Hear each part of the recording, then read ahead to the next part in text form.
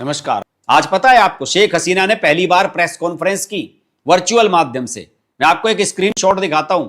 इसमें ये जो व्हाइट कलर का डॉट देख रहे हैं ना आप, बड़ा सा, ये शेख हसीना है। ये नीले रंग का सूट पहने हुए नीचे देख रहे हैं जेंटलमैन, ये शेख हसीना के बेटे हैं। ऊपर जो कॉर्नर में प्रेस कॉन्फ्रेंस का सीन है, दाएं और बाएं, वो दिल्ली में एक संस्थान है एफसीसी साउथ एशिया, उसके संस्थान में ये प्रेस कॉन्फ्रेंस वर्चुअली से की गई। और शेख हसीना का बेटा अमेरिका से इसमें जुड़ा और शेख हसीना भारत से जुड़ी, लेकिन उसकी तस्वीर नजर नहीं आ रही थी। शेख हसीना इस तरीके से जुड़ी है और उन्होंने यह भी कहा कि वो दिसंबर में वापसी करने वाली है बांग्लादेश में। उन्होंने मोहम्मद यूनुस को जमकर पेला इस वाले अपने स्पीच जो दी, और साथ ही साथ ये भी कहा, उनके बेटे ने तो खासतौर से कहा कि अब बांग्लादेश की हालत पाकिस्तान से भी बदतर हो चुकी है। जो पाकिस्तान था उसकी से भी खराब हालत बांग्लादेश की हो चुकी है। वहां की इंडस्ट्री खत्म हो चुकी है, बांग्लादेश पूरी तरह से बर्बाद हो रहा है। और उन्होंने भारत का धन्यवाद भी अदा किया। हालांकि भारत ने इससे अपने आप को अलग रखा है। भारत ने कहा कि हमारा इसमें कोई योगदान नहीं है। वो अपने संसाधनों से, अपने मित्रों के हिसाब से, अपने पत्रकारों के हिसाब से इस प्रकार की प्रेस कॉन्फ्रेंस कर रही हैं। बांग्लादेश में यह प्रेस कॉन्फ्रेंस दिखाना बैन था। यूट्यूब, फेसबुक, किसी पर भी या कोई भी मीडिया हाउस इसको लाइव टेलीकास्ट नहीं करेगा, इसके लिए वहां बैन था। यह है इन देशों की, मुस्लिम देशों की हालत। और हमारे देश में राहुल गांधी और ये तमाम सीजेपी वाले और जो वामपंथी मीडिया ये कहते हैं हमारा माइक बंद कर दिया, अभिव्यक्ति की आजादी खत्म हो गई। अभिव्यक्ति की आजादी जितनी भारत में, दुनिया में कहीं नहीं है।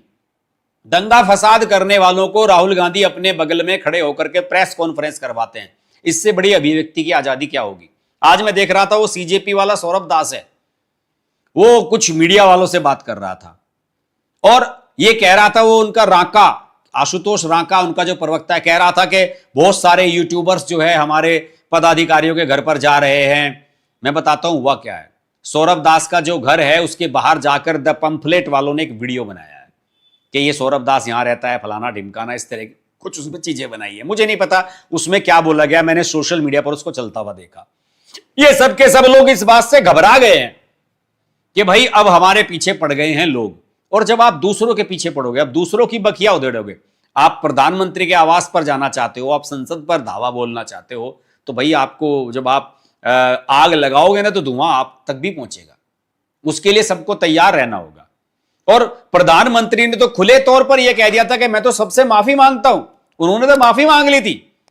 कल वाले वीडियो में मैंने आपको बताया था कि उदयनिधि स्टालिन ने एक जरा सी टिप्पणी विजय के जो सीएम है वहां की, उनकी एक महिला मित्र है, उनके ऊपर कर दी, घर से उठवा लिया विजय ने। यह देश इस प्रकार की भाषा, इस प्रकार का तरीका अपनी सरकार से एक्सपेक्ट करता है।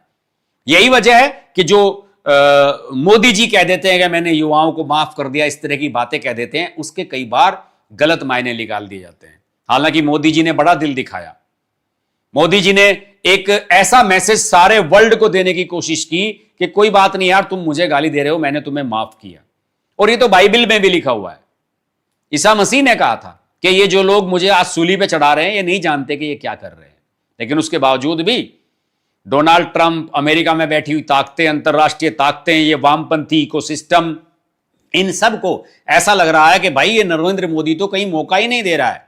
इन सबको तो यह लग रहा था कि सीजेपी प्रोटेस्ट के बाद ऐसा मोब पूरे देश में उठेगा कि मोदी की सरकार का तख्ता पलट हो जाएगा। वो गलत फहमी में है। ये भारत है, यहां पर ये होने वाला नहीं है।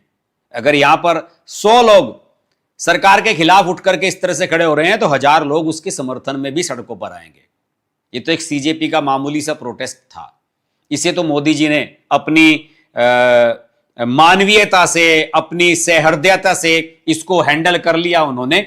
लेकिन अब भी मुझे लगता है कि जो पार्लियामेंट का विशेष सत्र अब 16 से 18 के बीच में आने वाला है, उसके बारे में जो मेरे पास जानकारी आई है कि एफसीआरए का बिल अगले सप्ताह, अभी तो सेशन बाकी है, अभी तो 5 और 6, 7, 8 बैठकें इसकी बाकी हैं इस वाले सेशन की।